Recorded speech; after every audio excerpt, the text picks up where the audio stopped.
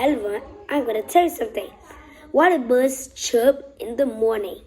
Well, you wake up in the morning, you birds chirp. You may wonder, why do they chirp?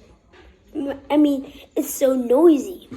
And some people think it's just for it's morning, okay? But I'll tell you the reason. In the morning, the air is cooler and drier, okay? When they sing, their songs can travel far away. Secondly, there are two main reasons for this, okay? First, sometimes when a male bird is already attractive and another male bird is going to take the female, the songs may say, "Hey, it's my love." So the other one will go away.